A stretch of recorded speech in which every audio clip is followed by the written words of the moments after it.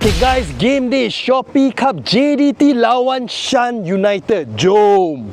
Video ni memang panjang guys, tapi pastikan korang tengok sampai habis kerana Abang nak berkongsi pengalaman VIP kat SSI. Bermula dengan akses kepada kawasan yang eksklusif. Bukan semua orang boleh masuk tempat ni, The Champions Lounge. Seterusnya kita gerak ke tempat yang Abang rasa semua orang pun nak masuk, Dressing Room JDT. Mesti korang pernah tengok tempat ni. Bila pemain baru masuk JDT, confirm ada foto dia orang pegang jersey Harimau Selatan dalam dressing room ikonik ini. Memang kelas bro. Biasanya abang tengok gambar je, tapi kali ni ada rezeki menghayati depan mata dalam real life. Siap dah standby jersey seluar dengan kasut player yang akan main petang nanti. Player dah nak sampai bro.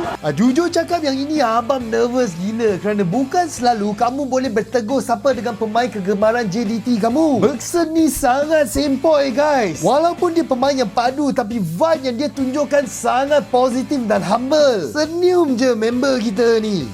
Yang ini Ipin dah sampai. Highlight untuk abang ialah boleh fist bump dengan midfield kegemaran Samir Kuti. Lepas tu kita try jalan terowong masuk padang macam lah player-player JDT. Abang cuma boleh cakap feeling dia guys lain macam. Barulah betul-betul boleh menghargai kenapa orang cakap SSI ini ialah stadium world class. Dan sini abang buat TikTok live bersama dengan sahabat Mursyid dan Offside Wife. Sekarang player-player JDT nak masuk padang untuk sesi warm up sebelum game bermula. Kita juga syok boleh berdiri tepi padang santai sementara melihat para pemain bersiap sedia untuk game nanti. Untuk game JDT lawan Shan United, abang duduk grandstand guys.